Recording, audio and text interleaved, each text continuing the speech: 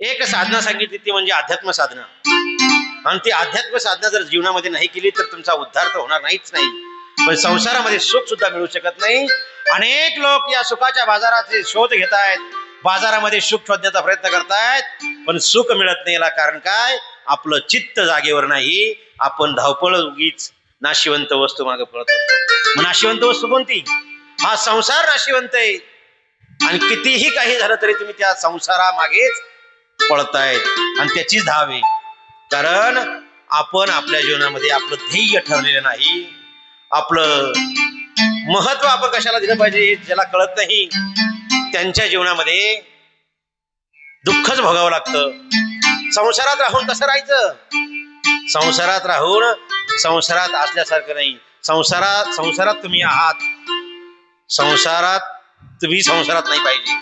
तुमच्यात संसार नकोय, तुम्ही संसारात असावी. पण संसारामध्ये राहून सुद्धा मनुष्य भगवंताचं भजन करत नाही. याला कारण काय? कालही सांगितलं, विषयाला भरलेला आहे.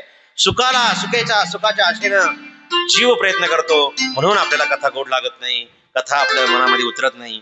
मनामध्ये कथा उतरण्याकरता कमीत कमी 2 ते 3 महिने कथा चालू ठेवावं लागेल. मला एक सांगा, साधं मळ्यामध्ये गेल्यानंतर शेतकरी वर्ग आहात, मळ्यामध्ये रोज जावं लागतं का 2 महिने जावं लागतं? एवढं जरी तण झालं ना शेतामध्ये, तरी असं वाटतं कधी ते खुरपणे होईल. या प्रत्येक शेतकऱ्याची जी भावना असते, तशी तुमची भगवंताला भेटण्याकरता, भगवंत प्राप्त करण्याकरता, देवानं आमच्यावर कृपा करण्याकरता, त्या भगवंताला शरण गेलं पाहिजे. भगवंत सोडलं तर जगात तुम्हाला काही दिसलं नाही पाहिजे. एवढी ज्याने जीवनामध्ये कथेचा विचार केला, कथा आपल्या मनात उतरवण्याचा प्रयत्न केला, तर त्याचं काहीतरी जीवनाचं सार्थक झाल्याशिवाय राहणार नाही. दक्ष राजाची कन्या सती कशी झाली? मी काल बोलून गेलो कथेच्या माध्यमातून. एक कथा अशीही आहे की काल शौनक ऋषींनी सुतजींना प्रश्न विचारला होता. सुतजींनी सांगितलेला प्रश्न म्हणजे शिवमहात्म्य. आणि आजचा प्रश्न असा आहे, नारद मुनी ब्रह्मदेवाला विचारतायत, सती कन्या दक्ष राजाची कशी झाली ते आम्हाला सांगा. ब्रह्मदेवाला ज्यावेळेस नारदाने प्रश्न विचारला, नारद हा ब्रह्मपुत्र आहे आणि दक्ष सुद्धा ब्रह्मपुत्रच आहे, पण त्या ब्रह्मपुत्र नारदाने प्रश्न विचारला, दक्ष राजाची कन्या कशी झाली सांगा. हा संवाद 2 व्यक्तींचा संवाद म्हणजे या शिव महापुराणामध्ये अनेक ठिकाणी प्रश्न आलेले आहेत. काही नंदीने प्रश्न सांगितलेले आहेत, उत्तर दिलेले आहेत. काही शौनक ऋषींनी उत्तर दिले आहेत. काही नारद मुनीने प्रश्न विचारले आहेत. काही भगवान शंकर आणि पार्वती मातेचं संवाद आहे. अशा सर्व संवादाच्या कथा शिव महापुराण कथेमध्ये आहे. मग तुम्ही म्हणाल, महाराज 400 कथा ऐकायच्या आहे, 400 कथा आम्हाला श्रवण करायचे आहे. एक जरी कथा तुमच्या मनामध्ये आली, शिव म्हणजे कथा पूर्ण डोक्यात ठेवण्यापेक्षा भगवान शिव आमचा कल्याणकारी आहे आणि भगवान शिव आमचं कल्याणच करेल, ही भावना ज्याच्या मनामध्ये आहे त्याने नुसतं शिव शिव शिव जरी म्हटलं तरी 2 शिवनामाचे 2 शब्दांचा किती मोठा फायदा आहे.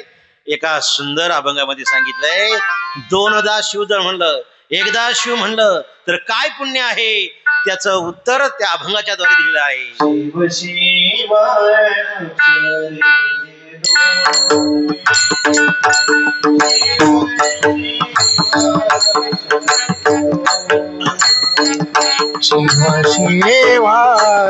अक्षरे दोनी, शिवा शिवा अक्षरे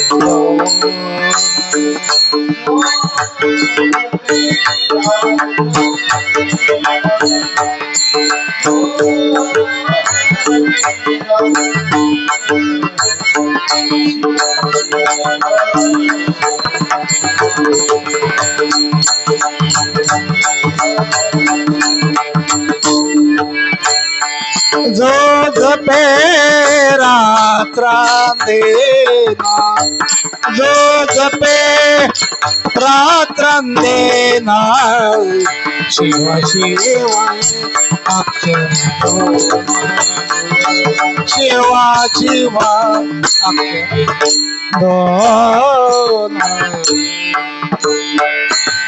नमः पार्वती पते हर हर महादेव. भगवंताच्या दरबारामध्ये हात वर केले तर कोणत्या प्रकारचा खांदा दुखणार नाही तुमचा. शरीराला, विज्ञानाला, या जीवनालाच गती देण्याचं काम शिव महापुराण कथा करत असतात. जीवनाच्या व्यथा दूर करण्याचं काम शिव महापुराण कथा करते. ज्यांनी आता आपल्यापैकी कितीही जेवढे जमले असतील त्यांनी शेवटच्या क्षणापर्यंत म्हणजे माझा श्वास संपेपर्यंत मी भगवान शिवाचं नाम सोडणार नाही ही ज्यांनी खुणगात बांधली त्याचं जीवनामध्ये कल्याण झालं.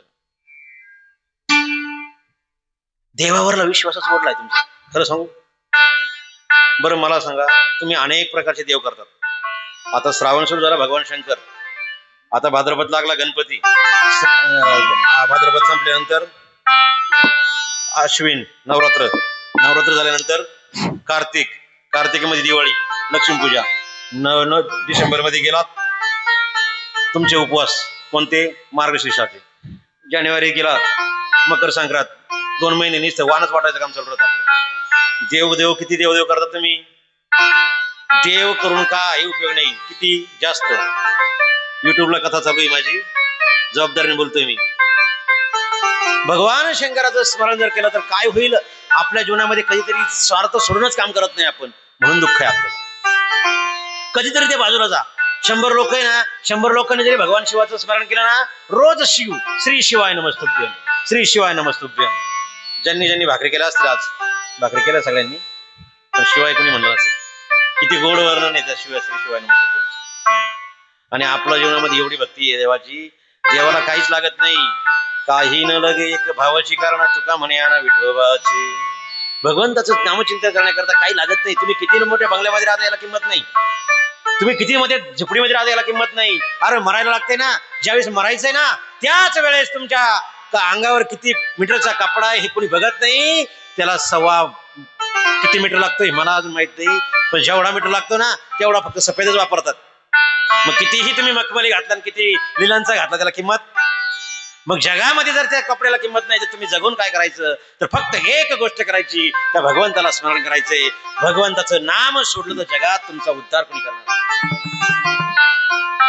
एक श्री शिवाय नमस्तुभ्यम काय करतं आमच्या जीवनामध्ये. ज्यांना जमत नाही ना, बरं आता सगळ्यांना जमणार आहे. तुम्हाला जमत नाही असं कोणालाच नाही. या भगवान शिवाचं नामचिंतन करत असताना बडबड करू नका.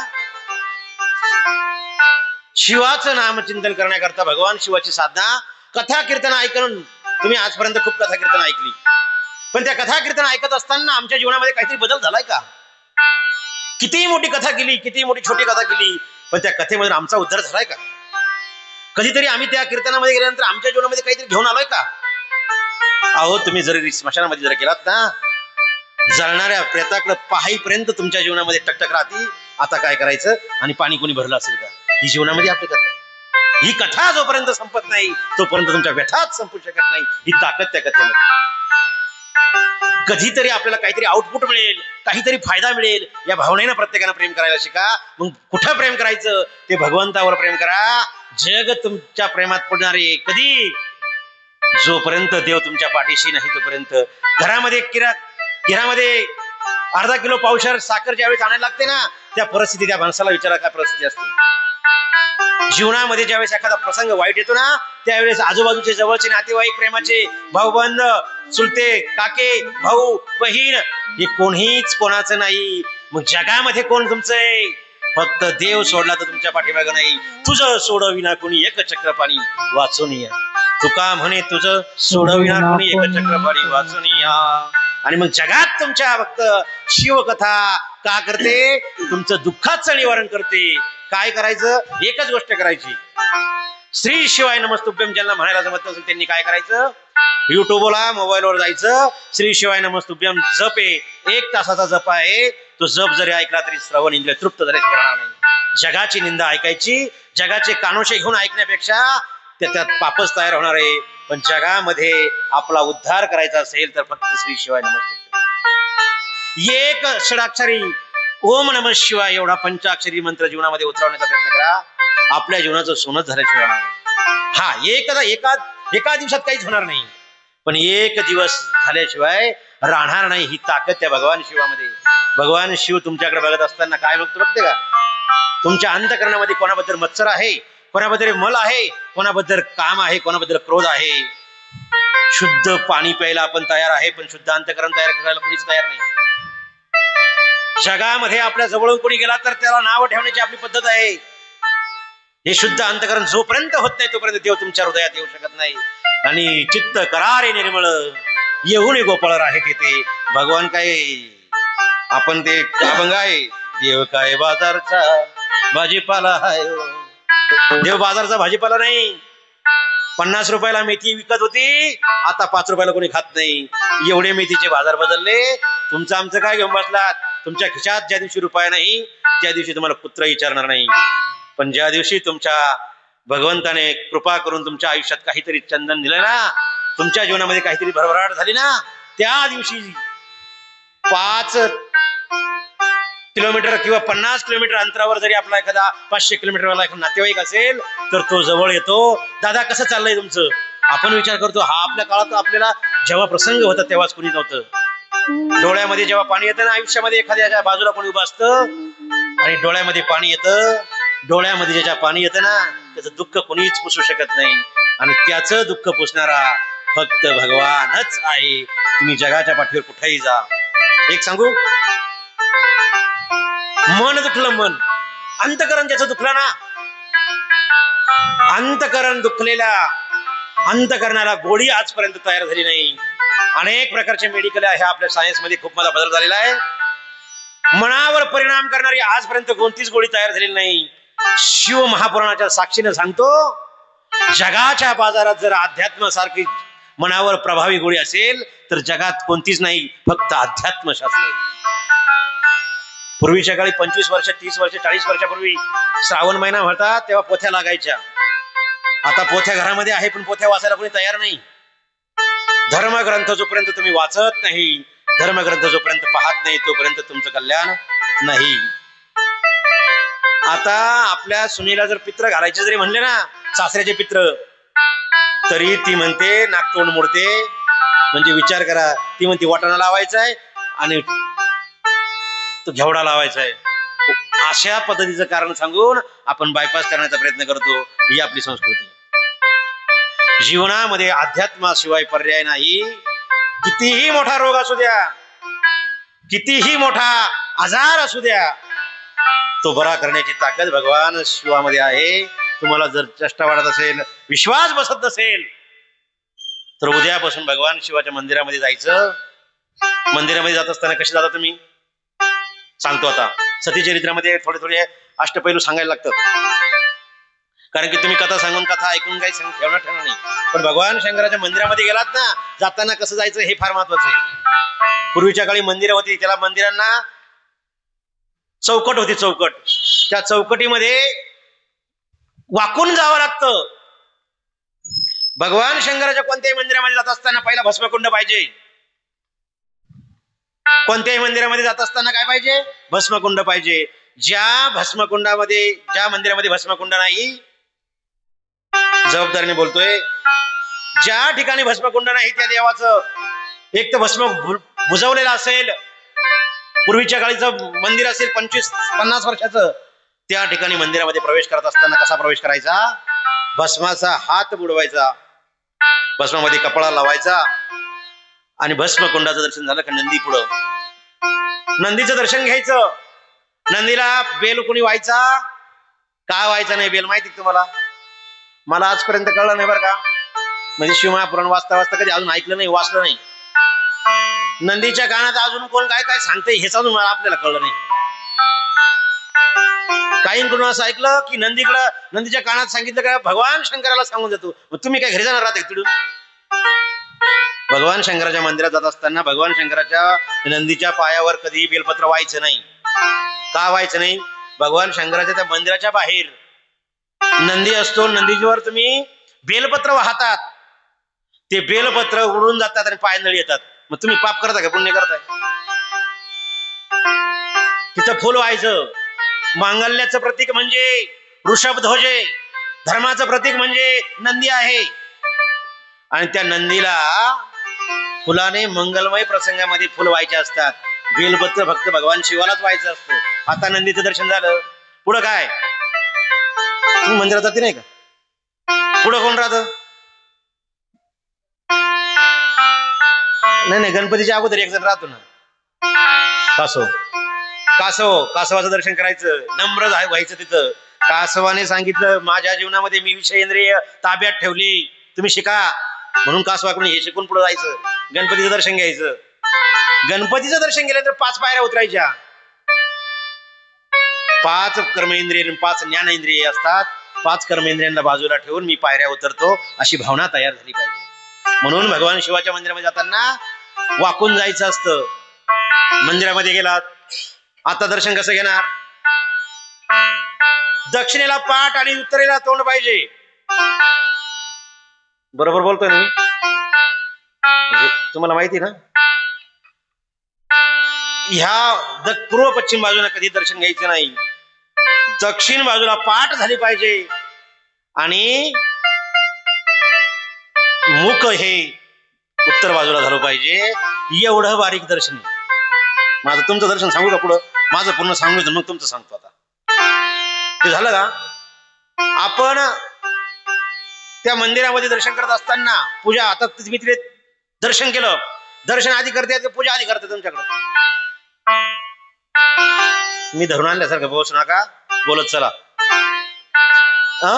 पूजा झाल्यावर दर्शन करायचं. बरं, पूजा करायची, पूजेचं ताट ठेवलं, शेंगदाणे, जे काही मूग असतील, तीळ असतील, साखर असेल, दूध असेल, पाणी असेल, गोमूत्र घेऊन जात नाही तुम्ही? कोणीच गोमूत्र घेऊन जात नाही. गोमूत्र सांगणार नाही आज. हे सर्व घेऊन जायचं. धोत्र्याचं फूल, धोत्र्याचं फळ, बेल पत्र आणि बेल फळ पण घेऊन जायचं असतं. श्रीफळ वाहताना पाहिले मी खूप.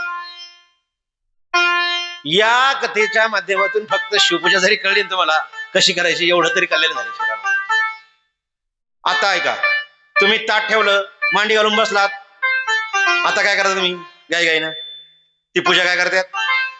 ओढी द्या. आता एकच सांगा, एवढ्या महिलांमधून जी पूजा करत असताना तुम्ही ताट ठेवलं, त्या पूजा करत असताना पहिलं काय करत्या? कोणावर घालायचं? त्या पूजेवर घालायचं ना. धन्य तोची जगी हरिरंगिनाचे. एक सांगू का? पहिलं तिथंच पहिलं पाप झालं तुमचं. जर भगवान शंकराची पूजा, भगवान शंकराच्या शिवलिंगाची पूजन केल्यानंतर पहिल्यांदा जर तुम्ही त्याला पाणी टाकलं ना, टाकलं, तुमचं अर्ध पुण्य दिलं, पुण्यच गेलं. पाप तर वाढलं, ती गोष्ट वेगळी, पुण्य गेलं. भगवान शिवाची पूजा झाल्यानंतर 1 मिनिट 1 सेकंद भगवान शिव तिथे येत असतात. काल आपण पूजा करून आलो, त्यावेळेस भगवान शिवाच्या मंदिरामधून ज्यावेळेस किती गर्दी असू द्या, कोणी असू द्या, भगवान शिव स्वतः स्वयंभू देवता त्या मंदिरामध्ये प्रवास करत असतात आणि प्रवेश करून आपली पूजा कशी झाली पाहत असतात. आणि ज्याने पूजा केली त्याच्यावर तुम्ही काय केलं? मग पाप केलं का पुण्य केलं?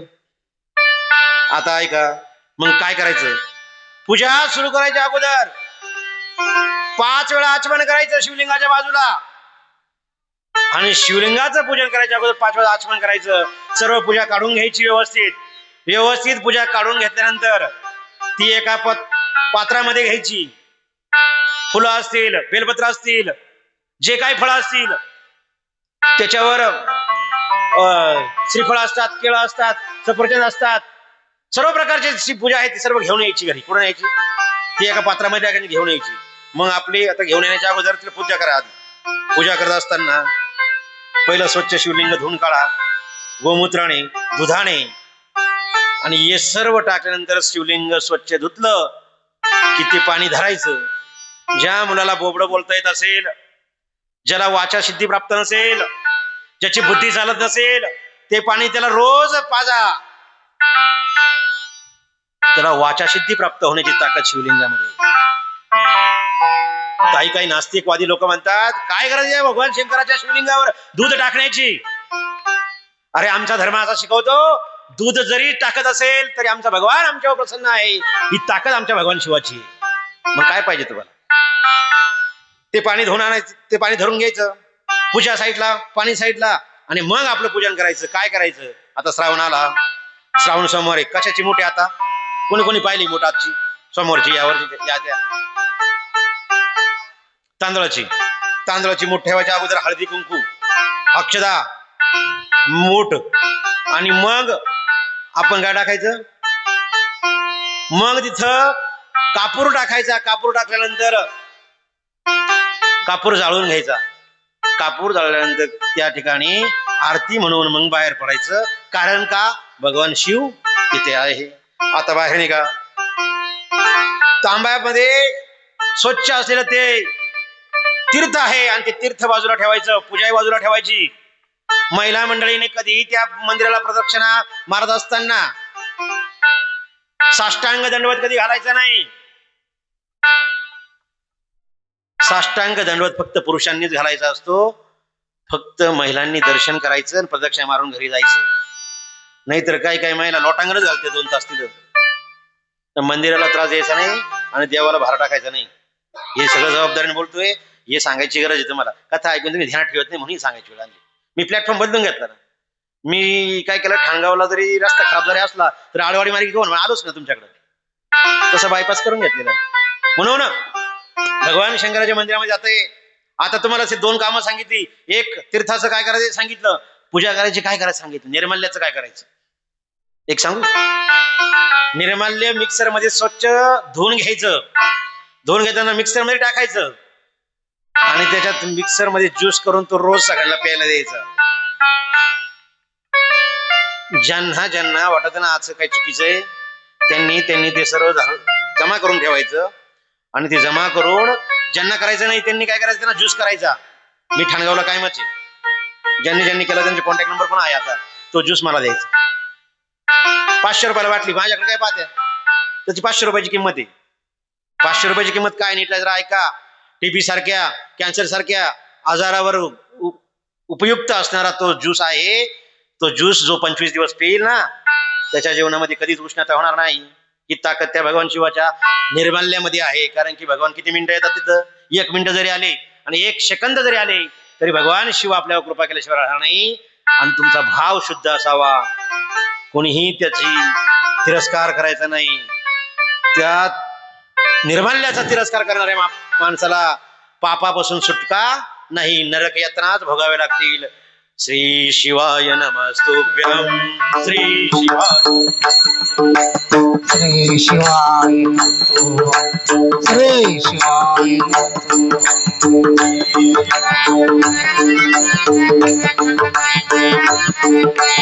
श्री शिवाय श्री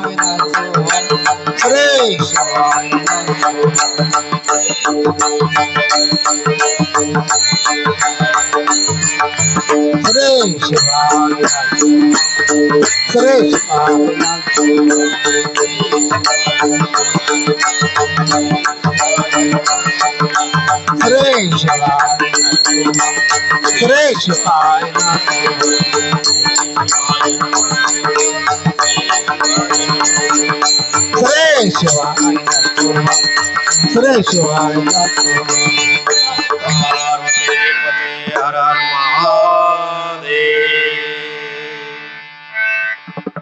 गोड आहे ना? काय गोड आहे? श्री शिवाय नमस्तुभ्यं. गोडी लागली पाहिजे, गोडी लागली पाहिजे. गोडी जोपर्यंत लागत नाही तोपर्यंत तुमच्या जीवनामध्ये कधीच तुम्हाला ते भगवंताचं नाव येण्याकरता मुखामध्ये, तुमच्या मुखामध्ये काय काय सांगू का इथं? आता खूप बोलण्यासारखं आहे, पण तुमच्या मुखात काय तुम्हाला चांगलं माहिती. त्याच्यापेक्षा मी सांगण्याची काही गरज नाही.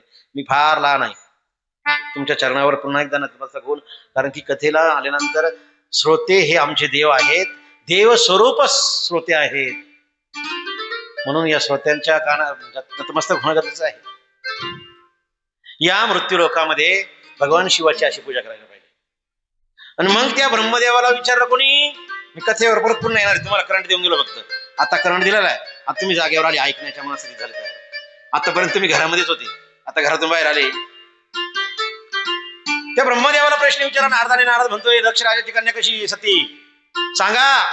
तुम्ही आजपर्यंत सती ऐकली, यज्ञकुंडामध्ये उडी मारलेली सती ऐकली असेल. सतीने यज्ञकुंडामध्ये उडी मारण्याची कारण दोन. एक, ज्या वेळेस भगवान ब्रह्मदेवाने सांगितलं की दक्ष राजाच्या घरी तुला जन्म घ्यायचा आहे, कोणाला सांगितलं? आई जगदंबेला सांगितलं. आई जगदंबेला सांगत असताना त्या अगोदर ब्रह्म, विष्णू आणि भगवान शंकर हे तीन देव कसले? सृष्टीचे चालक, मालक आणि संहार करते आहे. या मृत्यू लोकामध्ये ब्रह्मदेवाला वेगळं काम दिलेलं आहे, सृष्टीचं निर्माण करायचं काम दिलेलं आहे. संहाराचं काम भगवान शंकराला दिलेलं आहे, उपजीविकेचं काम विष्णूला दिलेलं आहे. पण ब्रह्मदेवाचं लग्न झालं, विष्णूचं लग्न झालं, भगवान शंकराचं लग्न कुठं आहे? सृष्टीची निर्मिती कशी होणार हा मोठा प्रश्न निर्माण झाला. आणि दक्ष राजाला ब्रह्मदेवानं सृष्टी निर्माण करत असताना एकटा ब्रह्मदेव कळत नव्हता. मग काय करायचा? त्या दक्ष राजाला सोबत घेतलं. दक्ष राजाकडून उत्पत्ती, मैथून सृष्टीची निर्मिती करून घेतली.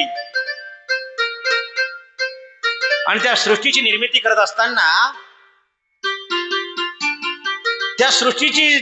असताना भगवान शंकराची जर लग्नच झालं नाही तर सृष्टी निर्माण कशी होणार?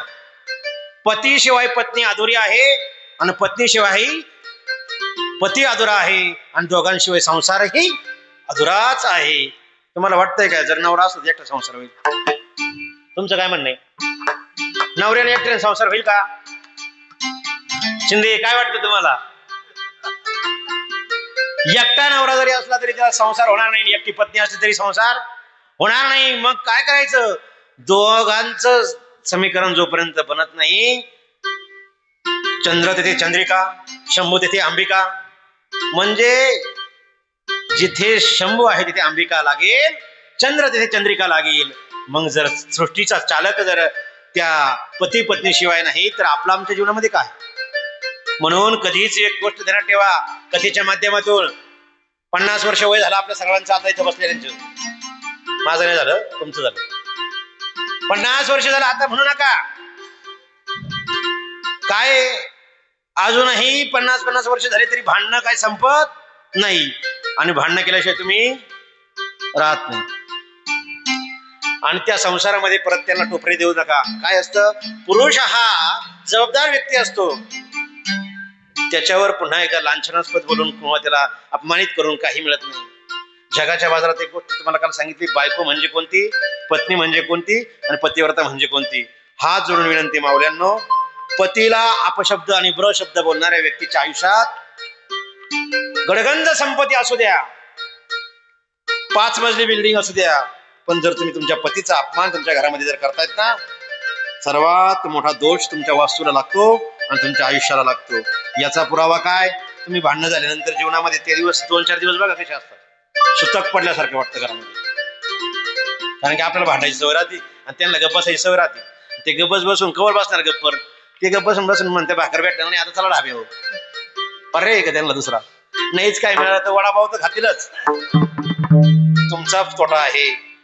पती आणि पत्नीच्या भांडणामध्ये पत्नीचा कायम तोटा आहे. तुम्ही म्हणाल महाराज तुम्ही असं काय बोलतायत? महाराज सांगा, त्यांनी वडापाव खाला ढाब्यावर गेले, पैसे कोणाच जाणार आहे? बरं त्यांचे जाणार आहे, त्याच्यातला अर्धा वाटा कोणाचा होता? बरं पुण्य तुम्ही त्यांचं म्हणता, पैसे कोणाचे? अर्धे तुमचे. म्हणून तुम्हाला एक सावध आहे, पुरुष प्रति माणसाला, त्या पतीला आपलं अंतकरण 50 वर्ष झाले, आता किती दिवस जगायचंय? आनंदानं जगा. एवढी जरी कथा कळली तुम्हाला तुमच्या आयुष्यात तरी तुमचं कल्याण झाल्याशिवाय राहणार नाही. कितीही चुकीचा पती आपल्या जीवनामध्ये येऊ द्या, ब्र शब्द बोलणं हे संस्कृतीला शोभत नाही, संस्काराला गालबोट आहे. येणाऱ्या पिढीमध्ये इतकी भयंकर परिस्थिती निर्माण झालेली आहे. आता हे तुम्हाला सांगण्याची जागा नाही, तुम्ही सगळे इंस्टाग्राम फेसबुक सगळं वापरतायत. एवढी परिस्थिती झाली की पती पत्नी मध्येच जमत नाही, तेव्हा बाकीचं काय जमायचं? म्हणून हा जोडून विनंती आहे, शंभू तेथे अंबिका, म्हणून पत्नी पाहिजे. मग पत्नी आणायची कुठून? भगवान शंकर तपाला बसेल, त्याच्यामध्ये मनामध्ये निर्मोह होता, निर्विकल्प होता, मला लग्नच करायचं नाही हा मनात भाव होता. सर्वांगाचे कान करून ऐका जरा. ब्रह्मपुत्र दक्ष राजा कसा त्या सतीचा पती झाला, सतीचा बाप कसा झाला, भगवान शंकर पती कसा झाला हे कळलं पाहिजे ना आपल्याला. सतीने उडी मारली याच मला 5 मिनिटात सांगून देईन मी. 5च मिनिटात. किती मिनिटात? पण एक गोष्ट ध्यानात ठेवा, कथा करत असताना कथा ती दर्जेदार व्हावी ही माझी इच्छा असते. समोर कोण बसलंय यापेक्षा मी काय बोलतोय हे फार महत्वाचं आहे. शिव महापुराणातील कथा जर तुम्हाला समजली नाही तर तुमच्या जीवनाचं होणार तर कल्याण नाहीच नाही, पण मी दोषाच्या कारणीभूत राहील, म्हणजे मला दोष लागेल. कारण की कथा प्रवचन कीर्तन करणं म्हणजे दर्जे जबाबदारीचं काम आहे आणि एवढं सोपं नाही. म्हणून तुम्ही आमच्या या ऐकून घेताय 2 शब्द आणि आमच्या सहवासामध्ये. म्हणून भगवान शंकराची कथा ऐकत असताना एक गोष्ट ध्यानात ठेवायची, सर्वांगाचे कान करून ऐका. पती भगवान शंकराचे पती म्हणजे भगवान शंकर पती झाले सती मातेची. सती कशी पत्नी झाली याचं कारण मी सांगतो. एका मिनिटात सांगितलं, 5-10 मिनिटात समजून सांगितलं सगळं की उडी कशी मारली, काय मारली, कशी मारली. कारण खूप आहे त्याला. 2 कारण सांगितले, सतीने उडी मारली त्याची. पण त्याच्या अगोदर त्या सतीचा जन्म कसा झाला, कोणा अट्टहास केला, या सृष्टीची निर्मिती ज्या ब्रह्मदेवाला विष्णूला आणि पडली आणि चर्चा संवाद सुरू झाला. रती संध्या चरित्र, रती चरित्र, कामदेव यांना सर्वांना आमंत्रित करून झालं. ब्रह्मदेवानं सर्वांना बोलावून घेतलं, काम प्रकट केला, कामाला भस्म केलं भगवान शंकराने. आजूबाजूच्या नगरीमध्ये त्या परिसरामध्ये सर्व फुलांना काम सोडला. ऋषी असतील, साधू असतील, महात्मे असतील, त्यांना काम जागृत झाला. साधूचा काम जागा होणं म्हणजे सोपं नाही. फुलांना काम भावना निर्माण झाली, फुलं. पण भगवान शंकराला कोणत्याही प्रकारचं काम झाला नाही. कामच नाही झाला म्हणजे मग पत्नी करायची भावना तयार कशी होईल. आता फार गोड चिंतन आलेलं आहे, फार सूक्ष्म चिंतन आहे, ती बारीक सांगत नाही. पण काम नाही पीडित झालाच नाही भगवान शंकर. मग प्रश्न पडला ब्रह्मदेवाला, भगवान विष्णूला, की आता काय करायचं. आता एकच विनंती. ब्रह्मदेव आणि भगवान विष्णूचा संवाद सुरू झाला. म्हणताय काय की आपण आता आई जगदंबेला प्रार्थना केली पाहिजे. आई जगदंबेला विनंती केली, हे आई जगदंबे, की तू माझ्या जीवनामध्ये आमच्या या सृष्टीची चालक मालक तू आहे, तुला माहिती आहे. कारण की भगवान शंकराची ती अर्धनरनाटेश्वरी जो अवतार आहे भगवान शंकराचा, तो म्हणजे स्त्री तत्व आहे. भगवान शंकराला लग्न करावं लागेल, या सृष्टीची निर्मिती करावी लागेल, तुला अवतार घ्यावा लागेल. आई जगदंबेला आव्हान केलं. कुणी? ब्रह्मदेवाने आणि भगवान विष्णूने. भगवान विष्णू आणि ब्रह्मदेवाने विनंती केल्यानंतर आई जगदंबा म्हणते, जगाचं कल्याण होणार असेल आणि भगवान शंकर माझे पती होणार असेल तर मी अवतार घ्यायला तयार आहे सृष्टीमध्ये. भगवान शंकराला वराची जी तयारी ठेवली, आई जगदंबेला आनंदच होता, पण कल्याण होतं ना. मग त्या ब्रह्मदेवाने सांगितले दक्ष राजाला, तू काय कर, तू तपश्चर्या कर. तपश्चर्या करत असताना, तपश्चर्या कशी केली कुणी? दक्ष राजाने. दक्ष राजाने तपश्चर्या केल्यानंतर त्या तपश्चर्याचं जर तुम्ही तपश्चर्या जर बघितली ना, आज कोणीच करू शकत नाही. पण ब्रह्मदेव पित्याने आज्ञा दिली होती आणि ती आज्ञा मोडायची कशी. 3000 वर्ष तप केलं कुणी? त्या दक्ष राजाने. आणि कोणत्याही प्रकारचं अन्न सेवन केलं नाही. फुलं पानं वायूचं भक्षण करून 3000 वर्ष तप केलं. आणि दक्ष राजाला आई जगदंबा प्रसन्न झाली. आई जगदंबाने वर दिला. आई जगदंबा म्हणते, हे दक्ष राजा, तू कशासाठी तपस्या केली, सांग, काय वर आहे तुझा. आपण जर तपश्चर्या केली, आपण तपश्चर्या करू का एवढी? आपण किती तपश्चर्या करशाल? तुम्हाला काय वाटतं किती तपश्चर्या करशाल तुम्ही? एखादा सोमवार धराल, बरं जाऊ दे, एखादा महिना धराल, एखादं वर्ष धराल, 3000 वर्ष तप पूर्ण केल्यानंतर व आई जगदंबा प्रसन्न झाली. आई म्हणते, काय वर आहे तो सांग. आणि स्वर मागितल्यानंतर त्याने सांगितलं, हे आई जगदंबे महेश्वरी जगतपालिका, या जगाची तू सर्व चालक आहे, मालक आहे, तुला माहिती सर्व. मी सांगायची काही गरज नाही, पण तुला पुन्हा एकदा सांगतो, या सृष्टीची निर्मिती करण्याकरता भगवान शंकर तप आचरण करतायत आणि त्यांच्याशी तुमचा विवाह व्हावा आणि तू माझ्या पोटाला जन्माला यावी ही माझी भावना आहे. आई जगदंबा प्रसन्न झाली. तथास्तु. आई जगदंबा तथास्तु झाली म्हणली आणि प्रसन्न झाल्यानंतर आई जगदंबेने शब्द दिला. पण शब्द दिल्यानंतर आई जगदंबेने एक आट टाकली की हे दक्ष राजा, तू म्हणतोय तुझ्या घरी जन्माला यायचंय, काही हरकत नाही. आई जगदंबा, अंबिका, महेश्वरी, भगवान शंकराच्या पत्नीला म्हणजे आई जगदंबेला नावं किती होती. आपण मुलांची नावं मुलींची नावं कशी ठेवतो? चिंटी, बंटी, गुड्डी असं म्हणतो आपण. माहेश्वरी आई जगदंबेचं नाव आहे. इतके सुंदर नाव आहे की ते ठेवल्यानंतर सुद्धा भगवान त्या आई जगदंबेचं चिंतन केल्याचं पुण्य मिळेल.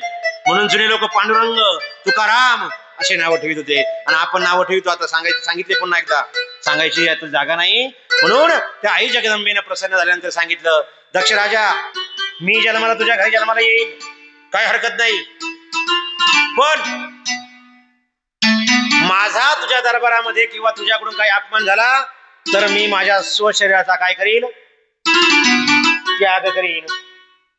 असं बोलल्यानंतर दक्ष राजा म्हणतो, काही हरकत नाही आई, तू म्हणशील तसं. त्यानंतर त्या वर दिल्यानंतर भगवान त्या ब्रह्मदेवाचे पुत्र दक्ष राजा काय म्हणतोय, आता आईनं जगदंबेनं मला वर दिलाय, मला प्रसन्न झाली, माझ्या घरी आई अंबिका जन्माला येणार. नुसतं आपल्याला एखाद्याच्या 10 वर्षानं 12 वर्षानं एखाद्याला पुत्र मुलगा काही संतान नाही झालं ना, आणि 10-12 वर्षानंतर होणार असेल तर किती आनंद होतो आपल्याला मावल्यांना. पूर्वीच्या मावल्या काय म्हणायच्या, 10 वर्ष जर मुलं नाही झाली ना, दुसरं लग्न करा असं म्हणत होते. बरोबर की नाही? पण 10-12 वर्षानंतर जो आनंद होत असतो तो आनंद काही वेगळाच असतो. तसा तो आई जगदंबे आपल्या घराला जन्माला येणार, हा आनंद त्या दक्ष राजाला झाला. दक्ष राजाने त्या 60 कन्यांची निर्मिती केली. 60 कन्या 27 चंद्राला दिल्या. 2-2 करून त्या ऋषींना साधूंना देऊन त्यानंतर 60 कन्यांचा विवाह केला. आणि त्यानंतर आता आई जगदंबाच्या पोटाला येणार. मी उद्या प्रश्न विचारेन तुम्हाला की आई जगदंबेच्या आईचं नाव काय, म्हणजे दक्ष राजाच्या पत्नीचं नाव काय, हे तुम्हाला विचारल्याशिवाय राहणार नाही. कारण ते त्या दक्ष राजाच्या पत्नीचं नाव अवघड आहे. पण तुम्हाला मी सगळं सोपंच विचारत असतो. अक्षिणी नावाच्या त्या पत्नीने 60 कन्या निर्माण झाल्यानंतर आता आई जगदंबा पोटाला येणार. हा आनंद जगदंबेचा, तो आई जगदंबा पोटाला येण्याचा आनंद त्या दक्ष राजाला पोटात मावेना. आता आई जगदंबा पोटाला येणार. हा आनंद कोणाचा होता? दक्ष राजाचा. त्या अक्षिणी नावाच्या दक्ष राजाची पत्नी, काय नाव आहे तिचं? जोरात सांगा बरं. अक्षिणी अक्षिणी अक्षिणी जरी म्हणले तुम्ही तरी आई जगदंबा प्रसन्न होईल. म्हणा बरं जोरात. अक्षिणी. अक्षिणी गर्भवती राहिली आणि गर्भवती राहिल्यानंतर दक्ष राजानं दान तर्पण विधी केली. संस्कार काय सांगतो जरा सर्वांगा ठिकाण करून ऐका. संस्कार असा सांगतो, आपल्याला संस्कार किती केले जातात आपल्यावर? मनुष्य जीवनावर जीवाला कल्याण करण्याकरता किती संस्कार आहे माहिती की तुम्हाला? माहिती का? 16. हा, वा, व्हेरी गुड. 16 संस्कार. आपण किती करतो? 2. एकच करतो आपण. कोणता? लग्न सोहळा. आणि तो संस्कार आहे, 16 संस्कार पाहिजे. बाकी आपले संस्कारच नाही. संस्काराचा नियम असा आहे, घरामध्ये एखादा पुत्र मुलगी संतान, कोणतंही संतान जन्माला येण्याच्या अगोदर दान करण्याची पद्धत होती. दक्ष राजाने ब्राह्मणांना दान केलं. सुवर्णदान, गोदान, अन्नदान, गरिबांना वस्त्रदान, अशा सर्व प्रकारची दान केली. आणि दान करून आपला आनंद वाढवण्याचा प्रयत्न केला. दान केल्यानंतर आनंद वाढत असतो. मी काहीतरी केलं. कोण म्हणतं? आपण म्हणतो ना मनाना. म्हणायचं नाही बघा. काल म्हणलं तुम्हाला, नाही तर शेणाचा कण खावा लागेल नाही तुम्हाला. आणि या त्या दानानं तृप्त झाला आणि म्हणतो काय, आता आपल्या पोटाला आई जगदंबा येणार. कारण की आता 60 कन्या प्राप्त झाल्या. आणि 60 कन्यानंतर आई जगदंबाच पोटाला येणार. हा कोणाला संकेत होता? दक्ष राजाचा संकेत होता. आई जगदंबा पोटाला येण्याच्या अगोदर एवढे संस्कार केले. कमीत कमी एक संस्कार अजून करा तुम्ही. कोणता? तोही थोडा अवघड आहे पण तुम्ही करणार नाही, पण सांगतो. ब्राह्मण समाजामध्ये जात कर्म करण्याचा एक संस्कार होता. त्या कर्मानं काय होतं माहिती का? मुलं कधीच बेकार जन्माला येते नाही. नाळ कापण्याच्या अगोदर जो संस्कार केला जातो त्याला जात कर्म संस्कार म्हणतात. अहो, जगावं कसं याचा सुद्धा संस्कार सांगितलेला आहे. आणि काय खावं येतं काल सांगितलंच मी. पण जीवन कसं जगावं याला सुद्धा संस्कार आहे. आपण संस्कार कमावण्यापेक्षा संपत्ती कमावून ठेवतो. मुलांकरता संपत्ती कमावून ठेवू नका, कधीच कमावून ठेवू नका. 10 वर्षाचा 11 वर्षाचा मुलगा झाला की त्याच्या हातामध्ये हरिपाठ द्या, मुखामध्ये रामकृष्णाने म्हणू द्या, हे संस्कार द्या. ख्रिश्चन समाजाच्या एका लहान मुलाच्या उशाला कोण ठेवलं जातं? ती मूर्ती ठेवली जाते, एखादं गिफ्ट ठेवलं जातं. कोणी दिलं? तुम्हाला येशूनं दिलं असं सांगितलं जातं. आणि आपल्या मुलाला आपण 11व्या वर्षात काय देतो? हातामध्ये मोबाईल. तुम्हाला वृद्धाश्रमात नाही, तुम्हाला अरण्यात सोडायला पाहिजे. मी तो जीवनामध्ये मुलांच्या करता संपत्ती कमावून काही ठेवू नका. शून्य ठेवायचं काय, जगायपुरतं कमवायचं. संस्कार जर मुलांना दिले तर उभ्या आयुष्यात कधी वृद्धाश्रमात जाण्याची गरज येणार नाही. ज्या ज्या मुलांना तुम्ही इंजिनियर केलं, डॉक्टर केलं, वकील केलं, तेच मुलांचे बाप पुढे वृद्धाश्रमामध्ये. कालच्या एका इंस्टाग्रामच्या पोस्टवर बघितलं, मुली होत्या. मुली, तुम्ही म्हणतात मुली पण सुंदर आहे, मुली पण जीव लावतात. 3 मुली होत्या. 5,000 रुपये पाठवून दिले वृद्धाश्रमात आणि सांगितलं अंत्यविधी करून घ्या, व्हिडिओ कॉल करा. ही संस्कृती का आपली? म्हणून एक गोष्ट कायम ध्यानात ठेवा, संस्कार जपा. संस्कार गरजेचा आहे. 16 संस्कारापैकी एक संस्कार म्हणजे जातकर्म. 16 संस्कारापैकी एक म्हणजे तुमच्यामुळे इसरत होतो मी, विवाह संस्कार. 2 झाला. आता बालमनाचे संस्कार खूप सुंदर, वेगवेगळे संस्कार, अनेक प्रकारचे. 16 संस्कारापैकी अनेक संस्कार आपण करतच नाही. आणि एकच संस्कार करा 16 संस्काराला क्रॉस करेल, तो म्हणजे मुलांना चांगलं वळण लावा. हातामध्ये हरिपाठ दिल्यानंतर काय होईल माहिती का? उभ्या आयुष्यात तो कधीच कुठं चुकीच्या मार्गाला जाणार नाही. आणि मग मुलं म्हणतात 16 संस्कार करून जर ज्याने नाही केले ना, तो मुलगा 16 वर्षाचा झाला, त्याच्या हातामध्ये काय येणार 16 वर्षानंतर? आता काय येणार ते तुम्ही पाहून घ्या. 11च्या नंतर त्याला हरिपाठ दिला तर तो टाळच हातामध्ये गेल 16 वर्षात. 21 वर्षामध्ये तो कधी चुकीच्या मार्गाला जाणार नाही. कथा, प्रवचन, कीर्तन ऐकल्याशिवाय राहणार नाही. एखादा कीर्तनकार मुलगा, बारीक मुलगा पाहिजे का आपल्याला असं वाटतं आमच्या माऊल्या म्हणतात माझा मुलगा सुद्धा हरिपाठाला उभा राहायला पाहिजे. पण एखाद्या मुलं आई वडिलांना गेलो ना, मुलांना संस्कार हरिपाठाला पाठवा, त्यावेळेस आई म्हणते त्याचा अभ्यास बुडल, तो काय कलेक्टर होणार आहे का? प्रत्येक आईला वाटतं कलेक्टर व्हावा, पण प्रत्येकाची गुणवत्ता वेगवेगळी असते. काही हरिपाठ केल्यानंतर कीर्तनाला जातील, काही हरिपाठ केल्यानंतर गायनाचार्य होतील आमच्या महाराजांसारखी, काही नाहीच काही झालं तर कमीत कमी करता कीर्तनाला सहयोग तरी करतील. याकरता संस्कार महत्वाचा आहे. आणि सती जीवन चरित्र सांगत असताना त्या सती जीवन चरित्राचं अजून त्या जात कर्माचा विषय 9 महिने 9 दिवस झाले, 10वा महिना लागला. कोणाला? वा, आता शेकडो मला करंट लागलाय. अक्षिणीला, दक्ष राजाच्या पत्नीला 9 महिने 9 दिवस पूर्ण झाले, 10वा महिना लागला, प्रसूत झाली. आणि मग कशी प्रसूत झाली? माझी रेणुका माऊली, माझी रेणुका माऊली.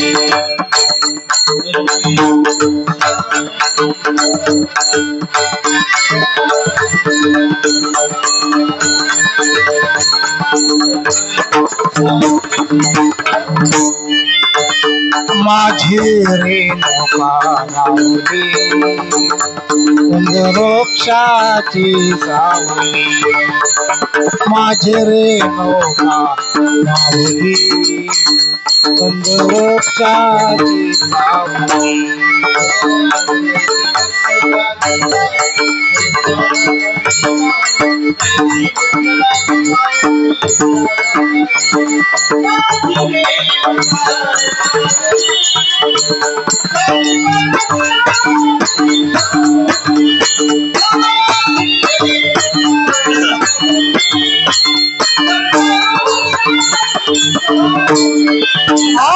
माझी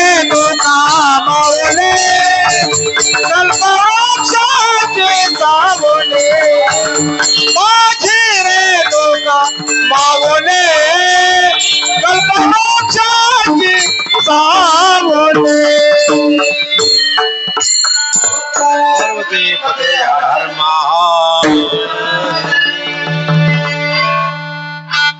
सदाशिव सांब महादेव आपल्या जीवनामध्ये येण्याकरता, आई जगदंबा सुद्धा आपल्या जीवनामध्ये येण्याकरता पुण्यच लागत असतं. मुलगी का घरामध्ये जन्माला यावी यावर मुलीवर फार बोलत असतो मी. डोळ्यामध्ये पाणी येण्याची शक्यता आहे. कारण की 10 वर्षाची मुलगी जेव्हा आपल्या आयुष्यातून जाते, काय सर्वांगाचे कान करून ऐका बसा, त्या 10 वर्षाची मुलगी आपल्या जीवनातून गेल्यानंतर 10 वर्ष मुलीला सांभाळलं आणि कर्मधर्मसाहेबाने एखाद्या व्याधीनं आपल्या मुलीला नेल्यानंतर किती दुःख होत असेल बापाला. अहो 18 वर्षाची मुलगी झाली आणि ती कोणाच्या तरी ताब्यात द्यायची आहे. 18 वर्ष फुलासारखी सांभाळली आणि 18 वर्षानंतर आपण त्या मुलीला लोकांच्या ताब्यात द्यायचं. किती मोठा उदार अंतकरणाचा बाप असेल आणि त्या बापाला अंतकरणाला किती दुःख होत असेल. तर ती मुलगी म्हणजे बापावर सर्वात जास्त प्रेम करणारी व्यक्ती म्हणजे मुलगी आहे. मुलगी कोणाच्याही नशिबामध्ये जन्माला येत नाही. ज्याला मुलगी आहे त्याला माहिती मुलीची किंमत काय आहे आणि ज्याला नाही त्याला विचारा मुलीची किंमत काय. ज्याप्रमाणे वृद्धाश्रमाचा प्रसंग सांगितला, सर्वच मुली तसा नसतात. काही संस्कारी मुली जे असतात त्या मुला एवढं जरी बापाचं दुखलं तरी बापाची नुसता फोन जरी आला तरी ती म्हणते माझ्या दादाला भेटण्यासाठी मला जावं लागेल, माझ्या पप्पांना भेटण्यासाठी मला जावं लागेल. माझा असंख्य कामं बाजूला ठेवून ती मुलगी जाते. तिचं नाव मुलगी आहे. कारण की कुळी कन्या पुत्र होती जी कुळी कन्या पुत्र होती जे सात्विक कुळी कन्या पुत्र होते जे सात्विक कुळी कन्या पुत्र होती जे सात्विक कुळी कन्या पुत्र होते जे सात्विक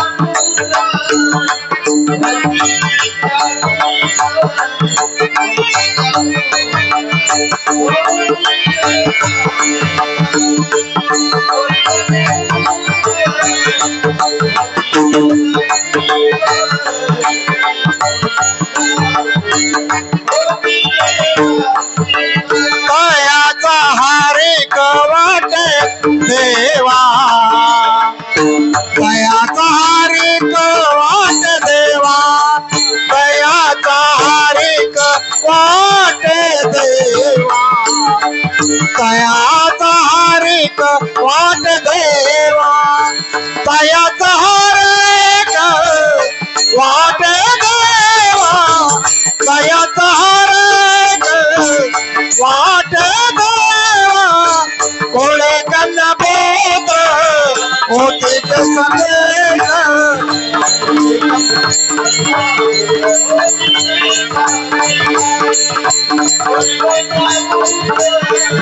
होती सात्विका होते सात्विक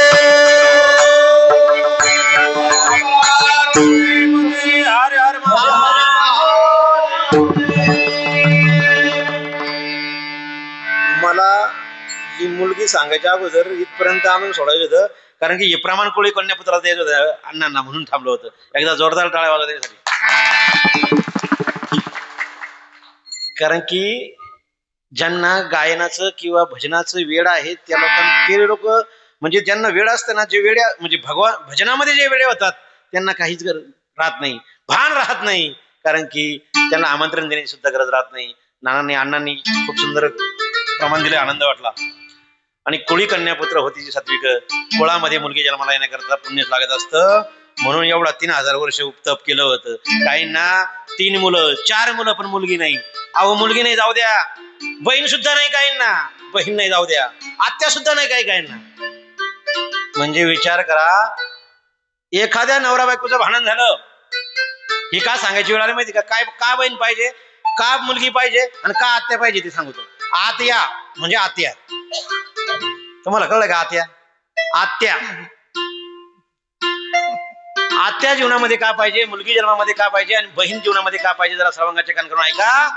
नवरा बायकोचं भांडण झालं, 2-4 दिवस जायचंय, कुठं जायचं, मुलगी नसली, बहीण नसली, आत्याने जाते कुठं जंगलात. अहो दुःख वाटून घेण्याची ताकद म्हणजे आत्या. पहिली आत्या काय म्हणती बजाच्या जीवनात. आत्या जरा बघा, आत्या म्हणते काय म्हणली ती, पावर करतात त्या आत्या. ती म्हणते माझ्या भावाचं घर आहे, ती काय गडबड करते असं म्हणत राहते ती. आत्या म्हणते तिला. मग ती आत्या झाली. दुसरी बहीण, नवरा बायकोचं किती कठीण भांडण होत्या, बहीण मध्यस्थी करते आणि मिटून ठेवते. जाऊ दे दादाच्या कुठं नाही लागत, तुझा प्रपंच, पोरं मोठे झाले, तुला कळत नाही का, हे चालूच राहत. कोण म्हणतं. आता पुढचं ऐका. 50 वर्ष झालं लग्न झालंय आणि वाद होते आपले अजूनही. आपले वाद काय संपत नाही, ते चालूच राहणार, आयुष्यभर चालू राहणार. कारण की तो वादाचाच आहे. संसार कसला आहे, भांड्याला भांडे लागल्याशिवाय राहत नाही.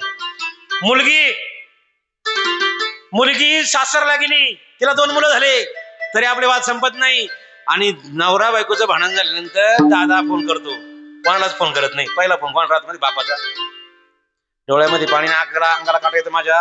मुलगी दादाचा फोन जर आला तर मुलगी काय म्हणते माहिती का, दादा तुम्ही आता लहान आहे का, आणि तिचं काय सर्व आहे तुम्हाला माहित नाही का, ती आतापर्यंत मला एवढी झाली मी आणि ती सुधारली का, तुम्ही तिच्याकडून नाही लागत. कोण म्हणतं. म्हणून मुलगी पाहिजे जीवनामध्ये, मुलगी पाहिजे. ज्याच्या जीवनात मुलगी नाही काही खरं नाही, रडायला खांदाच नाही. 18 वर्षानंतर मुलीचं लग्न झाल्यानंतर जो बाप रडतो, 18 वर्षानंतर बापाला रडायला खांदा म्हणजे मुलीचा खांदा. म्हणून मुलगी जीवनामध्ये पाहिजे. आणि मुलीसाठी हा 8 तास होता. मुलगी झाली, आता एक कथा सांगत बसल्या, 11 दिवस वाचतील, एक मुलगी सांगत बसल्या, पुढे कथा खूप मोठी सुंदर आहे. सतीचं जीवनचरित्र. सतीने यज्ञकुंडात गुळी का मारली इथपर्यंत आणून सोडायचंय का सतीचं लग्न करून सोडायचंय, काय वाटतं तुम्हाला. 9 ते 11 टाइम दिलाय, 10:15 10:30 झालीच. मुलगी झाल्यानंतर रूपवान गुणवान आणि इतकी गोड ती मुलगी जन्माला आली. आणि मुलगी जन्माला आल्यानंतर तिचं बारस करण्यात आलं. भजन पूजन ब्राह्मणाला बोलवून सर्व गोष्टी त्या मुलीच्या करण्यात आल्या. आणि 5 वर्षाची ती सती माता. सती नाव का पडलं माहिती तुम्हाला. सती, तुम्ही अजून प्रश्न विचारला नाही, तुम्ही प्रश्न विचारित जा ना. शाळेमध्ये बसल्यानंतर विद्यार्थ्यांनी प्रश्न नाही विचारल्यावर मास्तरला असं वाटतं आपलं काहीतरी चुकतंय, तसं तुम्ही मला काही चुकवू नका देवा. सती मातेचं नाव सती का पडलं. सती कोण आहे, अक्षिणी कोण आहे, तिची आई आहे. सती, तिकडं जाऊ नको. सती म्हणजे सती असं तिचं नाव ठेवण्यात आलं. तिचं अगोदरचं नाव गौरी नाव सुंदर आहे. माहेश्वरी नाव सुंदर आहे. शाकंभरी नाव आहे भगवान आई जगदंबेचं. आणि अशी नाव मुलींची ठेवा. 4 अक्षरी नाव असावी मुलींची. शाकंभरी, माहेश्वरी, गौरी. आणि अशा पद्धतीनं त्या मुलीचं नाव ठेवून त्या मुलीला 5 वर्षाची मुलगी झाली. ती मुलगी म्हणजे सती माता 5 वर्षाची झाली आणि अंगणात खेळू लागली. अंगणात खेळल्यानंतर काय झालं, नारद मुनी म्हणजे कळीचंच असतं. त्याने आतापर्यंत काय केलं चांगलं, एक तरी चांगलं काम दाखवा तुम्ही आणि एक वाईट दाखवा. सती नारद मुनीचं एक काम वाईट दाखवा आणि एक चांगलं दाखवा. अहो तो नारदच होता ना, तो ब्रह्मपुत्र होता, म्हणजे तो वाईटही करू शकत नाही, चांगलंही करू शकत नाही. त्यांनी योग्य मार्गाला घेऊन जाणाऱ्या लोकांना, चुकीच्या मार्गाला जाणाऱ्या लोकांना योग्य मार्गाला घेऊन जायचं काम नारदाने केलं. नारद चुकीचा नव्हता, पण त्या नारदाचे काही नारद निघले आपल्याकडे, ते त्याच्या पुढचे. जर समजा एवढं असलं ना दुखणं, एवढं जर कोणाचं भांडण असलं ना, लोक एवढं करून सांगतात ते नारदाच्या पुढचे का नाही, ते नारदाच्या पुढच्या कुळातले असं वाटतं. म्हणे जीवनामध्ये नारदाच्या वृत्तीचे लोक ठेवू नका. आणि जगामध्ये तुमचे भांडणं लावणारा, तुमचा वाईट करणारा कुणीच नाही, तुमचा जवळचा असतो. म्हणून जवळ ठेवताना कमीत कमी त्यांच्यापासून काहीतरी हातचा राखून ठेवा, नाही तर सगळं त्यांना सांगून ठेवलं का तुमचा कार्यक्रम झालाच. म्हणजे तुम्हाला महिला मंडळाला सगळं माहिती आहे, पण प्रत्येक महिला काय म्हणते माहिती का, स्वभाव येतो. श्री तत्व खूप सुंदर आलेलं आहे. श्री तत्व म्हणजे काय हे शिकवणारं व्यासपीठ म्हणजे शिव महापुराण आहे. सतीचं जीवन चरित्र जर तुम्ही पाहिलं जाता जाता सांगणार आहे मुलींनी काय करायला पाहिजे. सतीचं जीवनचरित्र ऐकलं पाहिजे, वाचलं पाहिजे, ते आत्मसात केलं पाहिजे. सतीचं जीवनचरित्र ज्या मुलीच्या जीवनामध्ये येईल ती मुलगी चुकीचे पावलं कधी उचलू शकत नाही. ही ताकद सती जीवनचरित्रामध्ये. आणि मग त्या सतीच्या घरी म्हणजे दक्ष राजाच्या घरी नारद मुनी रस्त्याने फिरत फिरत चालला होता. आणि फिरत फिरत चालत असताना अंगणामध्ये ती बारीक 5 वर्षाची मुलगी खेळताना पाहिल्यानंतर नारद मुनीला वाटलं आपला हा ब्रह्मदेवाचं आणि आपलं बोलणं झालं होतं ती सती माता आहे काय. मग त्याची लाईट लागली आणि त्या मांडीवर तिला घेऊन बसले. 5 वर्षाच्या आई जगदंबेला घेऊन बसल्यानंतर त्या नारद मुनीने सांगितलं भगवान शंकरासोबतच तिचं लग्न होणार आहे. शिवच हिला वर मला घालणार आहे. भगवान शिवाची ही अर्धांगिनी होणार आहे. ही नारद मुनी कोण होता? पूर्वीचा ज्योतिषी होता. हा भविष्य सांगत होता. हे भविष्य त्यांनी सांगितलं. पार्वती मातेला त्यांनी सांगितलं आणि सती मातेला त्यांनी सांगितलं. अशा या सती मातेचं चरित्र जीवन चरित्र पुढचं सांगितल्यानंतर त्या सती मातेनं अक्षिणी आईला आपल्या विचारलं हे आई मी आता भगवान शंकराची पत्नी होणार आहे. मी भगवान शंकर लगेच प्रसन्न होणार नाही. बरं भगवान शंकर लगेच प्रसन्न नाही झाले. सती मातेसोबत लग्न करताना भगवान शंकराने काय काय केलं? लगेच प्रसन्न का झाले नाही? कारण की ब्रह्मदेवाने अनेक खटाटोप करून झाल्या होत्या. भगवान शंकराला प्रसन्न करण्याकरता, लग्न करण्याकरता, तयार करण्याकरता, लग्नाला तयार होण्याकरता अनेक प्रकारचे उद्योग केले होते आपल्या भाषेत. पण काही तो तयार झाला नाही. मग त्या आई जगदंबा त्या आईला म्हणते अक्षिणीला की हे माते मी आता तपाला जाते. काय करायला जाते? तपाचरण करते. तपश्चर्या केल्याशिवाय भगवान शंकर माझे पती होणार नाही. मला भगवान शंकरासोबतच लग्न करायचंय. कोण म्हणतंय? सती माता म्हणते. बरं नुसती तप करायला जाणार नव्हती. ती जी मुलगी होती गुणवान होती, लावण्य खाणी होती, ती स्वयंपाकात निपुण होती. मुलीला तुम्ही इंजिनियर करा, डॉक्टर करा, वकील करा, कोणत्याही पदावर बसवा, पण आपल्या आईनं त्या मुलीला 2 चपात्या लाटायला पण शिकवा. ही काळाची गरज आहे. नाही तर बाहेरचा शिळा भातच खायला लय अवघड झालंय. खरंय खोटंय म्हणजे ज्याने खाऊ घालतात त्यांना माहिती. नाही तर बिर्याणीचा जो भात खातात ना 3 दिवसाचा असतो तो. म्हणून एक गोष्ट ध्यानात ठेवा, आपल्या मुलीला शिकवायला कुठेही पाठवा, बाहेर तालुक्याच्या बाहेर पाठवा, जिल्ह्याच्या बाहेर पाठवा. तिकडून आल्यानंतर तिला म्हणायचं बाई माझी थोडी पाठ दुखती, उभं राहता येत नाही, तू 2 चपात्या लाट. फक्त मुद्दाम म्हणायचं. कारण का? तिनं ते शिकलं पाहिजे. तशी सती माता घरामध्ये निपुण होती. स्वयंपाक करत होती, झाडलोट करत होती, सडा समार्जन करत होती, रांगोळी काढत होती. हे संस्कार आहे आपले. आपल्या घरापुढे जर कचरा झाला ना, आपण लोक शेजारच्या बाईशी भांडत बसतो, पण तो कचरा साफ करत नाही. प्रातःकाळी सकाळी 6 वाजता, तुम्ही 5:30 नाही उठणार माहिती मला, पण 5-6 वाजता तरी उठलं पाहिजे. 6 वाजता उठून घराच्या समोरचं अंगण झाडलं पाहिजे. सडा नाही जमला तर कमीत कमी शेण तरी पडलं पाहिजे. शेण कसलं प्रतीक आहे? दोष घराला लागत नाही शेणानं. गोमूत्र जर सांगितलं ना, गोमूत्र तुम्ही गोमूत्र, हा परिसर खूप सुंदर आहे. गावरान गाय तुमच्याकडे पाहायला मिळते. लोकांच्या घरी 4-4, 5-5 गायी आहेत. गावठी गायचं गोमूत्र जो पिल म्हणजे काही बाटलीभर प्यायचं असं नाही बरं का. रोज 2 थेंब जरी त्यांनी गोमूत्र सेवन केलं ना, तरी त्याच्या जीवनामध्ये पोटाचा विकार कधी होणार नाही. ही ताकद त्या गोमूत्रामध्ये. गावठी गायचं पाहिजे बरं, म्हणजे नाही. गावठी गायचं दूध तर पाहिजे. दूध तर मिळतच आहे तुम्हाला, पण गोमूत्रानं फार मोठी ताकद आहे. आपल्या शरीरात कोणत्या प्रकारचे विकार असतील ती जाळण्याची ताकद त्या गोमूत्रामध्ये आहे. जर्सी सारखं लागत नाही ते. तुम्ही पिऊन पहा, मी पिलेलोय. 2 चमचे फक्त रोज प्यायचं. हळूहळू वाढवायचे. 2 करायचे, 4 करायचे, 6 करायचे, पेत राहायचं. ज्याने गोमूत्र आता पिले त्याला भविष्यात कोणतंच औषध प्यायची गरज आहे नाही. आणि गोमूत्र पिल्यानंतर माणसाचा चेहरा टवटवीत होत असतो. कितीही ब्युटी पार्लरला गेला तरी टवटवीत होणार नाही. ही ताकद गोमूत्रात. माझं खोटं असेल उद्यापासून करा. म्हणून त्या गोमूत्राची ताकद आहे. सडा समर्जन करायची, आईला कामाला मदत करू लागायची. एवढंही करून ती म्हणायची मला तपाला बसायचंय. सती मातेला सांगितलंय, गौरी नाव होतं अगोदर, सती तिकडे जाऊ नको, त्या अरण्यात खूप जंगलामध्ये वाघ आहेत. आता वाघ आहेत, शेर आहेत, लांडगेन कोल्हे. आई कोणाला सांगत होती? जगाची जगत पालिका आई भुवनेश्वरी होती ती. तिच्या हातामध्ये काही एवढी ताकद होती की ती काही संपू शकत होती. पण तिला काय माहिती ही आई जगदंबा आहे. आणि त्या आई जगदंबेला म्हणजे त्या सती माता त्या अरण्यामध्ये तप करू लागली. तप करत असताना कशी तप करायची माहिती का?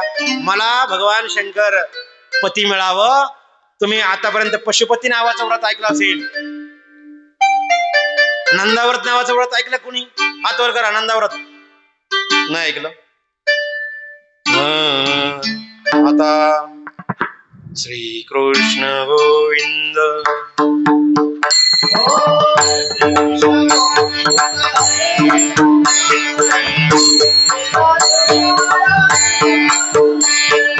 श्री कृष्ण गोविंद हरे मुरारी हे नाथ नारायण वासुदेव.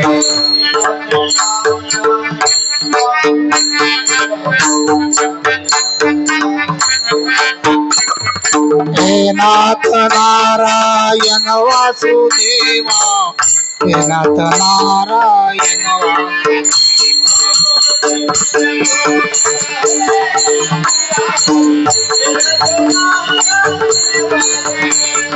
श्री कृष्ण गोविंद हरे मुरारी हे नाथ नारायण वासुदेव.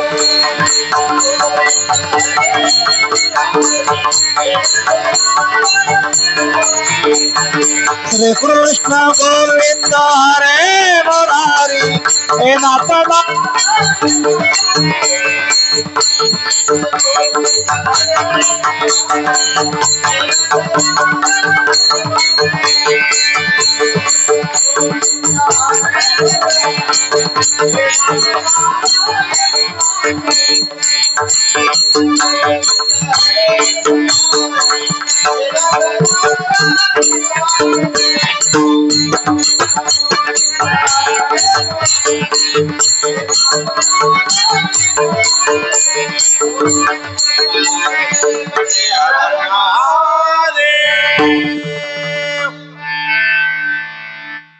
कसं आहे, नंदाव्रत नावाचं व्रत सगळ्यांनी केलं पाहिजे. सगळ्यांनी करण्यापेक्षा ज्या मुली कुमारी मुलगी असतील, आपल्या बापाला आपल्या आईला असं वाटतं की माझ्या मुलीचं कल्याण व्हावं, सर्वांगाचे कान करून जरा ऐका. ही कथा फक्त आता म्हणजे सगळ्यांनीच ऐकावी अशी आमची अपेक्षा आहे. पण जास्त भगवान शंकराचं जी पूजा करतात आणि जे संलग्न आहेत ते महिला वर्ग जास्त आहे. आता पशुपती नावाचं व्रत करायला थोडं अवघड आहे. तुम्ही ते भानगडीत पडू नका, माझं मत आहे बरं वैयक्तिक. मग तुम्ही म्हणाल महाराज तुम्ही पशुपतींना सांगायला आले का? पण त्याच्यापेक्षा नंदाव्रत नावाचं व्रत करा. ज्यांच्या घरामध्ये कुमारी मुलगी असेल त्याला मुलगा चांगला मिळावा, मुलीचं कल्याण व्हावं, मुलीला संस्कार व्हावे असं वाटतं ना, तर नंदाव्रत नावाचं व्रत करा. नंदाव्रत नावाचं व्रत म्हणजे 12 महिन्याचं व्रत आहे.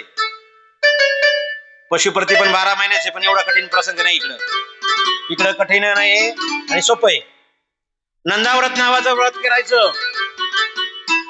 आणि ते नंदाव्रत नावाचं व्रत ज्या मुलीचं लग्न जमत असेल, मुलीला चांगला सगुण मुलगा मिळावा, निर्व्यसनी मुलगा मिळावा असं ज्या आईला आणि बापाला वाटतं ना, त्या परिवाराने हे नंदाव्रत नावाचं व्रत मुलीकडून करून घ्या.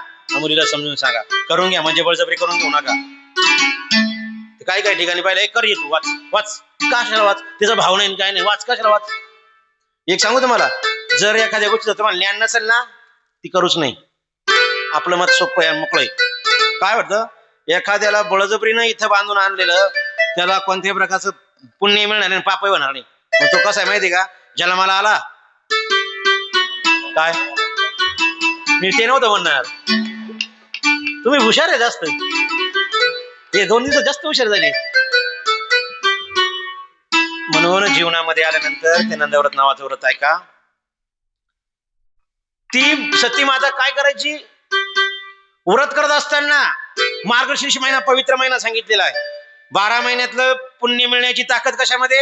एका मार्गशीर्ष महिन्यामध्ये.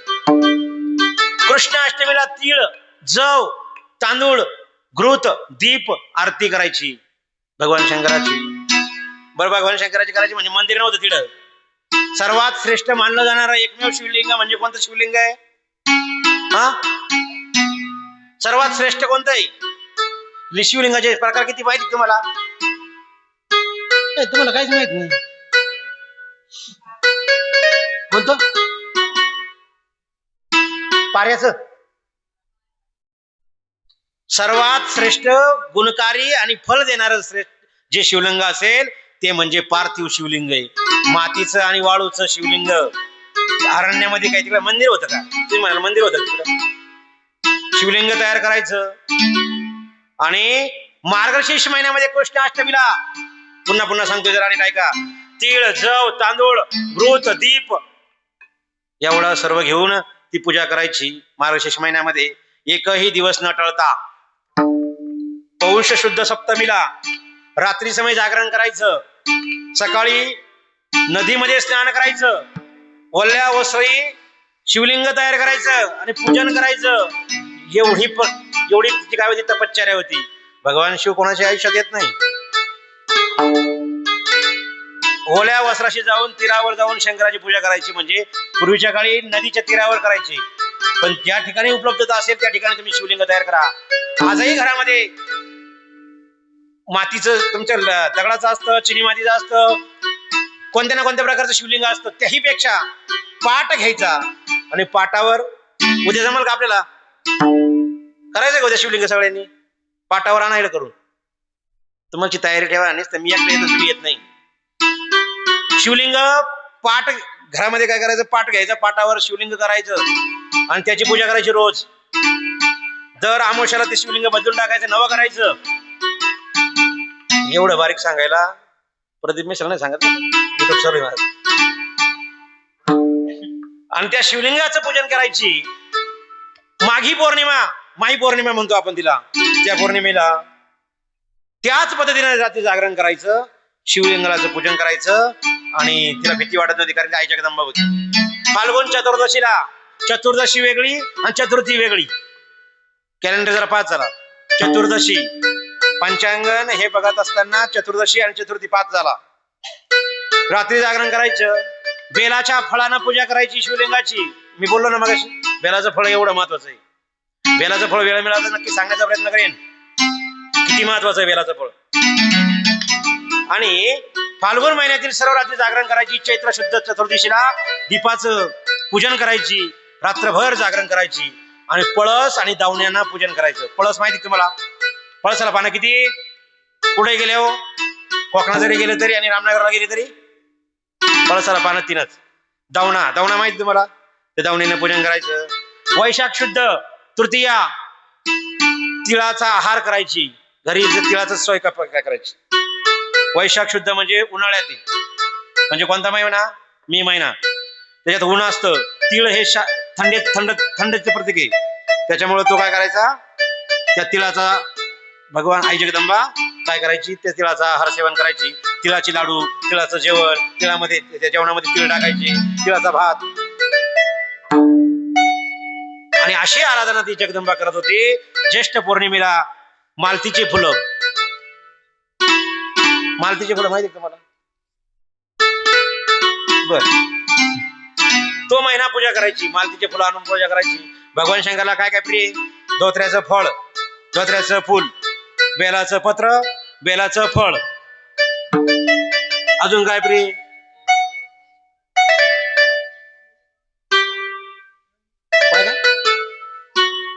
गोकर्ण. आता इकडे कोण गोकर्ण शोधती रे? त्यापेक्षा तुम्ही आहे त्याची पूजा करा.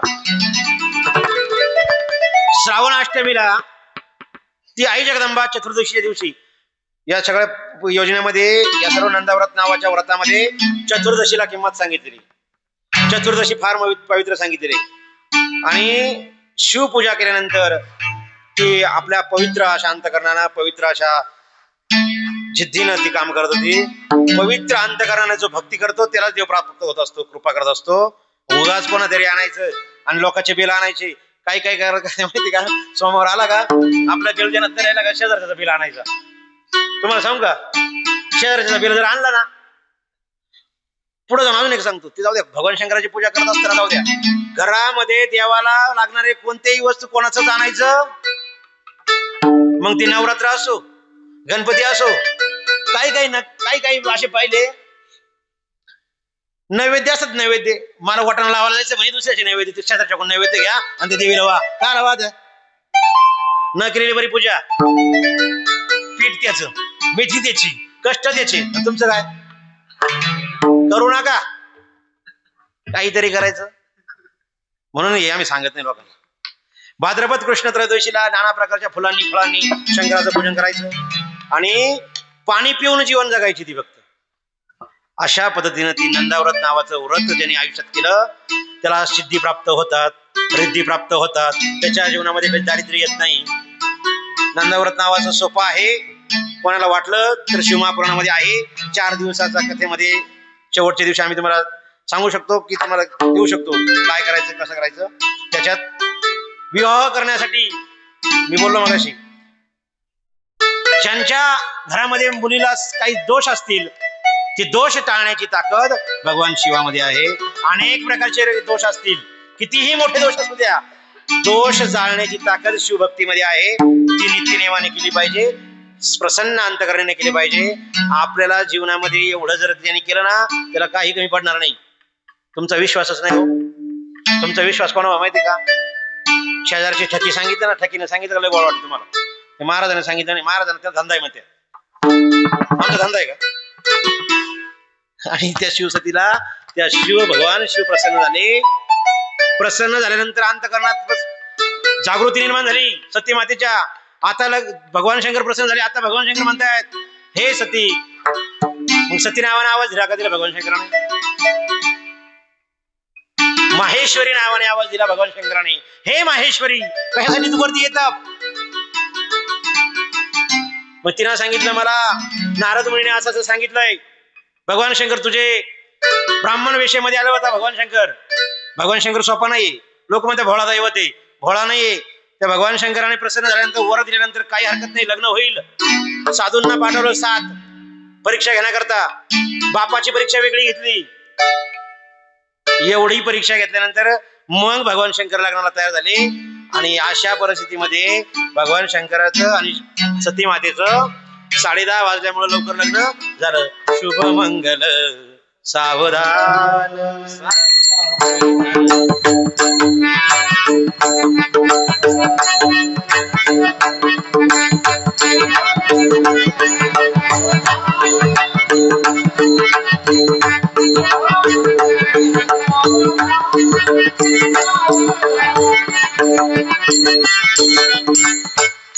नमः पार्वते पते हर हर महादेव.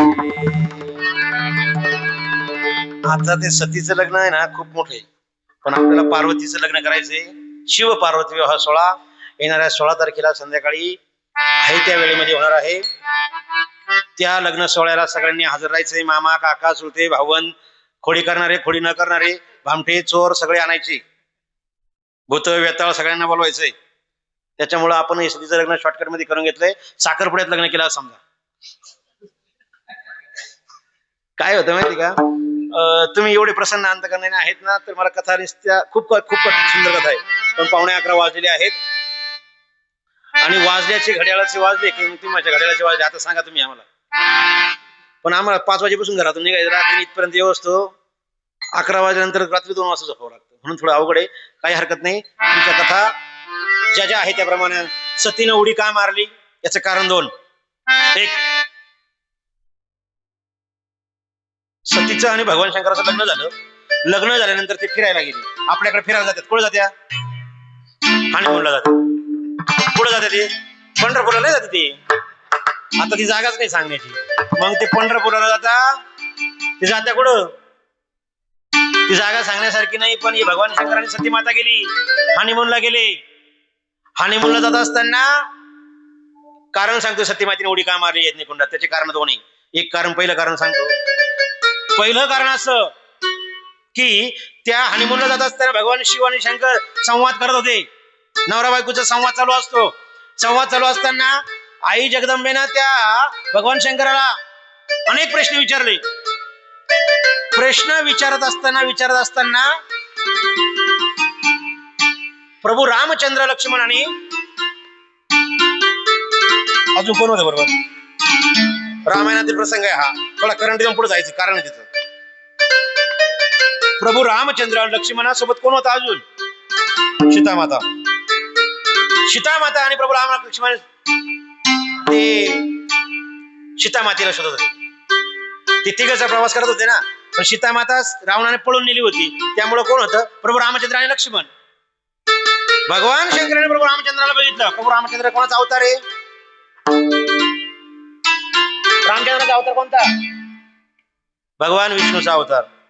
भगवान विष्णू आणि भगवान शंकर कोण आहे, समानतेचे दैव आहेत, आपले संलग्न आहेत, आपले गुरु आहेत, आपले वरिष्ठ आहेत. आणि हे सर्व प्रभू रामचंद्र आणि लक्ष्मणाला बघितल्यानंतर भगवान शंकराने काय केलं, नमस्कार केला. कोणाला केला, प्रभू रामचंद्राला नमस्कार केला. नमस्कार केल्यानंतर आई जगदंबा सीतामात्या सत्यमातेने विचारलं, देवा तुम्ही देवाचे देव आहात, देव का देव महादेव होताय. आपण ऐकलं ना. मग देवांचा देव आहे तुम्ही, स्वयंभू देवता आहेत. काय गरज आहे तुम्हाला त्यांची पाया पडायची, ते क्षत्रिय आणि त्यांच्या अंगावर साधे कपडेही चांगले नाही, तुम्ही त्यांच्या पाया पडलात. त्याच वेळेस त्या भगवान शंकराने सांगितलं, महेश्वरी प्राणेश्वरी ते माझे गुरु आहेत. तुला खोटं वाटत असेल, तुला खोटं वाटतंय का. तिच्या मनात शंकेची पाल चुकली आणि बाई माणसाच्या मनामध्ये शंकेची पायल चुकत नाही का, तुमच्याकडं चुकत नाही का. अहो तुमचं काय घेऊन बसलं, आमच्या एखादं बोलत आम्हाला टेन्शन येतं म्हणून आम्ही घेऊन येत नाही, लय अडचणी. मग त्या सती मातेच्या मनात प्रश्न निर्माण झाला. नाही नाही म्हणे, तुम्ही चुकीचं आहे, तुम्ही काही सांगताय मला कारण. तिनं सांगितलं, मी जाऊन पाहून येते. सतीनं परीक्षा घेण्याचं ठरवलं. पण त्या परीक्षेच्या घेण्याच्या एवढा गोड चिंतनाचा भाग आहे हा, तुम्हाला तो कळणार नाहीच. पण तुम्हाला सांगून जातो, कारण तुम्हाला विंध्य पर्वत सांगता आला नाही. तर तुम्हाला उद्या सती माता होती का सीता होती कसं कळायचं. मग त्या सती मातेने सांगितलं, मला पाहिजे परीक्षा घ्यायची. परीक्षा घेण्याच्या अगोदर भगवान शंकर म्हणले, तू परीक्षा घे, मी सांगितलेलं खरं आहे, तू माझ्यावर विश्वास ठेवला नाही, तू माझ्यावर संशय घेते. मग त्यावेळेस सांगितलं, जर ते खरं असलं तर तुला मी तुझ्या स्वशरीराचा त्याग करेल. कोण सांगितलं, भगवान शंकरानं सतीला सांगितलं. सती म्हणजे ओके, काय हरकत नाही. सतीनं जाताना सीतेचं स्वरूप धारण केलं होतं. आता प्रभू रामचंद्र काही देव होते, ते पण 100 मीटर अंतरावर गेल्यानंतर, जवळ गेल्यानंतर प्रभू रामचंद्र त्या सतीला म्हणतायत, सीता स्वरूपाच्या असलेल्या सतीला म्हणतायत, हे माते आताच तर तुम्ही गेले होतात, काही वाट चुकलात का तुम्ही. कोण म्हणताय, प्रभू रामचंद्र म्हणतायत. आणि मनामध्ये खंत निर्माण झाली. उगाच मी शंका घेतली माझ्या देवावर, ज्या देवासाठी मी हाडाची काढ करून तप केलं, त्या देवाने माझा आता मी जर त्याच्या समोर गेले तर मी खोटी ठरेल. त्याच वेळी त्या भगवान शंकराजवळ गेल्यानंतर भगवान शंकर म्हणतायत, हे माते काय झालं. म्हणजे तुम्ही म्हणतात ते खरं झालं. प्रभू रामचंद्र हे भगवान विष्णूचं स्वरूप आहे. आता भगवान शंकर म्हणले, आता मी तुला सांगितलं त्याप्रमाणे तुला मी तुझा त्याग करणार. तुला माझ्या शेजारी जागा नाही, तुझं आसन वेगळं. कारण या मृत्यू लोकांमध्ये, या सृष्टीमध्ये देवावर विश्वास ठेवणारे, भगवान शंकरावर विश्वास ठेवणारे काही भक्त आहेत. मी जर तुझा त्याग नाही केला तर देवावर विश्वास उडून जाईल, समाज आमच्यावर विश्वास ठेवणार नाही. कोण म्हणतोय, भगवान शंकर म्हणतोय. आणि त्याच दिवशी आई जगदंबेचं आसन वेगळं, भगवान शंकराचं आसन वेगळं. भगवान शंकराचं आणि सती मातेचं लग्न झालं. ज्या दक्ष राजामुळे झालं, त्या दक्ष राजाला प्रजापतीचं पद बहाल केलं होतं. प्रजापती राजा दक्ष होणार होता आणि त्याचं मोठा यज्ञ समारंभ कुठं मांडला होता. तुम्ही जागे ना सगळे, नाही तर मी घसा खरडून म्हणायचं, तुम्ही म्हणायचे कोण आहे, असं नको आहे. प्रजापती दक्ष राजा त्या दरबारामध्ये यज्ञाचा मंडप, यज्ञ समारंभ मोठा मांडला होता आणि यज्ञाचं आमंत्रण सर्वांना दिलं होतं, पण भगवान शंकराला दिलं नव्हतं. आणि तो राग कोणाच्या मनात होता? शंकराच्या मनात होताच होता. पण ते विमान जे देवांचे चालले होते ना ते दक्ष राजाच्या दरबारात, ते विमान पाहिले कोणी? सतीने पाहिले. सती जागीच होती आणि भगवान शंकर तपामध्ये गेले होते, ध्यानस्थ होते. त्यांनी कालही लग्न केलं नव्हतं ना, आजही केलंच नव्हतं ना. एवढे दिवस बिगर लग्नाचे राहिले आणि इकडून तिकडून लग्न झालं तर हा गोळ बाईनं घालून टाकला. यज्ञाला जाणारे विमान पाहिल्यानंतर तिच्या मनात निर्माण झाला प्रश्न, आता ही विमान कुठे चालले? काही देवांना थांबवलं, विचारलं कुठे चाललात, तुम्हाला माहित नाही? मग तिला आणखीन राग आला. अंतकरण वर पडत होतं. ज्या पतीसाठी मी हाडाची काढा केली, तपश्चर्या केली, त्या पतीने त्याग केला. आणि आपल्या आता तुम्ही मला सांगा, तुम्ही मावलंय माझ्या मातांनो, नवरा बोलत असल्या बरं वाटतं तुम्हाला? बरं वाटतं तुम्हाला? ज्या बाईचा नवरा आपल्याशी भांडण झाल्यानंतर 4 दिवस बोलत नाही ना, तिची अवस्था जशी असते ना, तशी तिच्यापेक्षा जास्त अवस्था तिची झाली. ती म्हणत होती आता काय जगून उपयोगच नाही, पण मरावा तर परत प्रश्न, आत्महत्येचं पाप लागत. मग त्या देवांना विचारलं कुठं चालला, तुम्हाला माहित नाही? डोक्याला आणखीन तापली. बाई तापायला अवघड असते, तशी ती पण तापली. ती तापायला म्हणून. मग त्या तापलेल्या बाईनं प्रश्न विचारला, आता काय करायचं? मला तर जावं तर लागतंय, बापाच्या घरी काय आमंत्रण पाहिजे, पण जावाई होता शंकर, तो म्हणे मला आमंत्रणाशिवाय मी जात नाही. तेव्हापासून सवयी जावयांना आमंत्रणाशिवाय जाती नाही. ते धोंड्याचा महिना गेला ना आता, आणि त्या धोंड्याच्या महिन्यामुळं चांगल्या गरीबाला कामाला लावलं त्या जावयांनी. 1.5 लाख झालं, अर्ध तोळ्याची तरी करा, एकुलता एकी असं म्हणायला लागले काय. मग त्या जावयाजवळ त्या भगवान शंकराकडे ती सती माता लाजकाज गेली. लाजकाज म्हणजे बोलायला तयारच नव्हता बाबा. तो बाबा म्हणजे सदाशिव सांब होता, तो सोपा नव्हता. त्याने काय केलं, नंदिकेश्वराला सांगितलं, माता आली, काय काम आहे तिचं? भगवान शंकर ते माझ्या बापाच्या घरी, दक्ष राजाच्या घरी यज्ञ समारंभ आहे आणि तिथं आपल्याला जावं लागेल. मला आमंत्रण नाही, आमंत्रणाशिवाय मी जात नाही. कोण म्हणलं? भगवान शंकर. तुलाही जाता येणार नाही, आमंत्रणाशिवाय जाऊ नये. पण तरी पण ऐकलं नाही. ऐकल ती बाई नाही, असं त्या पूर्वीच मी नाही म्हणत, ते म्हणत शिवपुराण म्हणतो. आणि त्या भगवान शंकरानं सांगितलं, तुला वाटेल ते कर. शेवटी नवरा असंच म्हणतो, शेवट काय तुला वाटलं ते कर, कारण की सोडता येते धरता येत नाही, अशी गंमत झाली. मग तिला तावात रागावायचा का, ती काय गेली तावानच गेली. आमंत्रण नाही, काय नाही. मग गेटवर त्या द्वारपालांनी सोडलं तिला. द्वारपालांनी सोडल्यानंतर आई दरबारात उभी होती. आई म्हणते, आता आई ती आईच असते, बापाचा किती राग असला तरी, आई घरीवर किती भांडणं व्हायला असलं तरी आई म्हणते पाणी तरी पे, चहा तरी पे, नाहीच काय तस लिंबू सरबत तरी आई म्हणते. आईचं थोडस कोमल अंतकरण असतं. मग त्या आईना तिचं थोडस विचारपूस केली. पण बापाच्या समोर गेल्यानंतर, माझा नवऱ्याला तुम्ही आमंत्रण दिलं नाही, एकुलता एक म्हणजे एकुलता एक होता का तो? तुम्ही झोपले का? मग 61, 60 नाही 61. आणि माझा पती त्रैलोक्याचा अधिपती आहे आणि त्याला आमंत्रण नाही. त्याच वेळेस त्या दक्षाने सांगितलं, तुझा नवरा स्मशानात राहतो, त्याच्याकडे काही घर नाही, दार नाही, दिगंबर अवस्था. भगवान शंकराची अवस्था म्हणजे दिगंबर अवस्था आहे. व्याघ्रांबर हे निमित्त सांगितलेलं आहे. सूक्ष्म चिंतन जरा करा. काशीखंड भागामध्ये दिगंबरच अवस्था सांगितली भगवान शंकराची. आणि तुम्हाला एक सांगू का, पुरुषानं कपडे घालून शिवलिंगाच्या दरबारामध्ये जायचं नाही हा नियम आहे. एक तर लुंगी लावून जायचं, नाही तर सोळं लावून जायचं, नाही तर हे कपडे बिपडे घालून बेल्ट घालून जायचं नाही. तुम्ही जरा नीट जर पाहिलं ना, भीमाशंकरला जा, प्रवेश नाही बेल्ट घालून, कपडे घालून, सोळं लागतं. एवढं जबाबदारीने बोलतो. म्हणून काय की ते भगवान शंकर दिगंबर अवस्था म्हणजे त्याला काय भूत व्यताळ त्याचे, त्याच्याजवळ कोणी येत नाही, काय नाही. कोण येतो? मी तुझ्या बाबाला, तुझ्या नवऱ्याला मुद्दामूनच आमंत्रण दिलं नाही. आणखीन तापली बाई. आणि एवढ्या तावात एवढ्या रागावायचा का, तिला राग आला होता, तिचा अपमान केला होता. तुम्ही जागे ना सगळे? आता मला सांगा कुठे आहे तुम्ही? आता पहिल्यांदा काय सांगितलं तिनं काय सांगितलं अगोदर? हा, मग तिला तेवढा तावा तावामध्ये रागावायचा का तिने काय केलं, त्या यज्ञकुंडात उडी मारली आणि स्वतःचं शरीर भस्म करून घेतलं. आणि या शरीराचा सतीचा त्याग एवढा मोठा सांगायचा नव्हता, शॉर्टकट होता, पण तुम्हाला मोठा सांगितलं. शरीराचा त्याग झाल्यानंतर मग आता काय,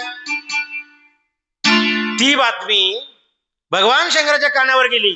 जरी बायको बोलत नव्हती, पण सर्वांच्या देवांच्या ऋषींच्या महात्म्यांच्या आणि ब्रह्मदेव विष्णूच्या साक्षीनं माझं लग्न झालं होतं. जरी ती बोलत नसली तरी पण ती माझी पत्नी होती.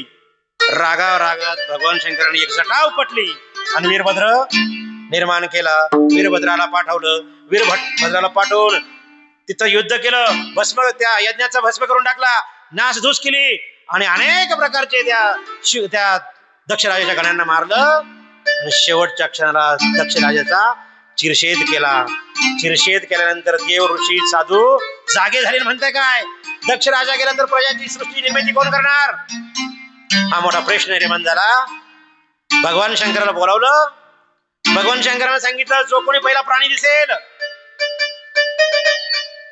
त्याचं शिर या दक्षराला लावा, तो जिवंत करून देतो. आणि बोकडाचं शिर त्या दक्ष राजाला लावलं आणि त्याला पुन्हा जिवंत केलं आणि त्याला प्रसृष्टी निर्मिती करून दिली. असं हे जीवन चरित्र सतीचं 11:05 आहे. अशा या जीवन चरित्रामध्ये आपण आपल्या जीवनामध्ये मुलीचं किती महात्म्य आहे, आपण जीवनामध्ये काय केलं पाहिजे, या सर्व गोष्टीचं विवेचन आपण या ग्रंथामध्ये केलेलं आहे. एकच जाता सांगेल, भगवान शिवाची कोणतीही आराधना करा. आराधना करत असताना आपल्या मनामध्ये फक्त भगवान शिव आपल्या जागी, आपण भगवान शिवाकडे जात असताना माझ्या मनामध्ये शिव आहे आणि मी शिवाचा अंश आहे, एवढं जीवन जगलं पाहिजे. एवढं ज्याने जीवन जगलं तर भगवान शिव त्याच्याजवळ 100% आहे, यात मात्र शंका नाही.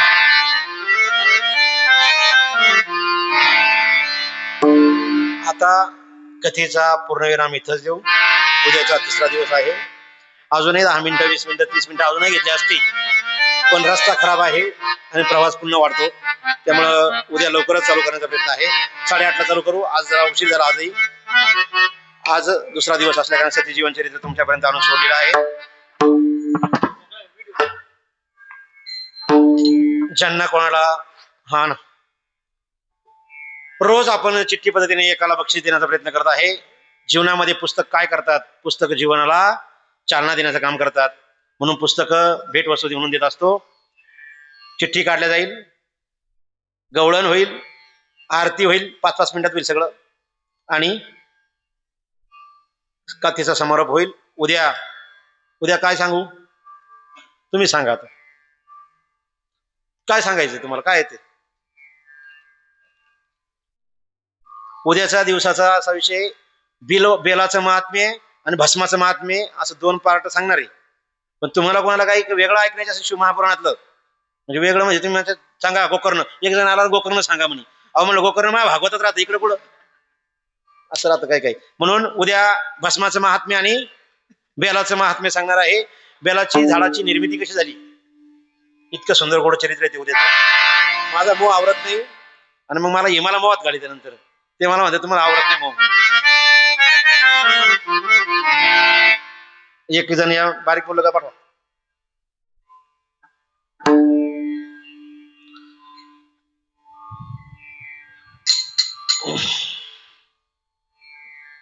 बरोबर,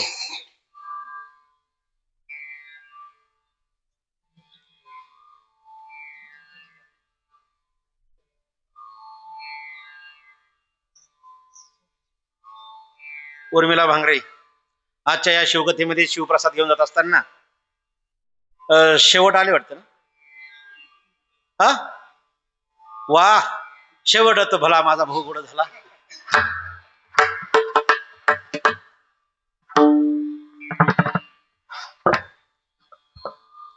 त्यांना पुस्तक द्या तुमच्या हस्ते.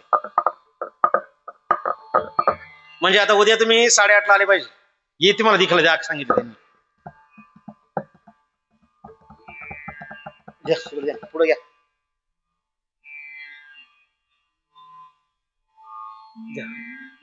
श्री शिवाय नमस्तुभ्यं.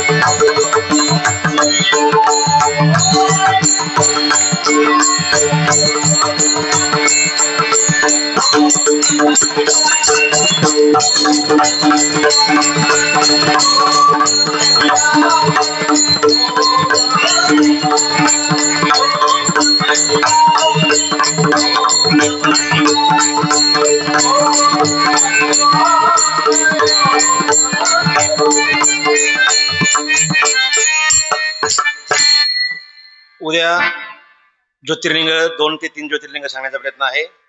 नमः शिवाय महिलांनी का म्हणू नये आणि केतकीचं फूल भगवान शंकराला का आवडत नाही. केतकी म्हणजे कोणता? केतकी माहिती तुम्हाला? केवडा. केवड्याचं फुल का आवडत नाही? नमः शिवाय महिलांनी का म्हणू नये. ओम नमः शिवाय कोणी म्हणा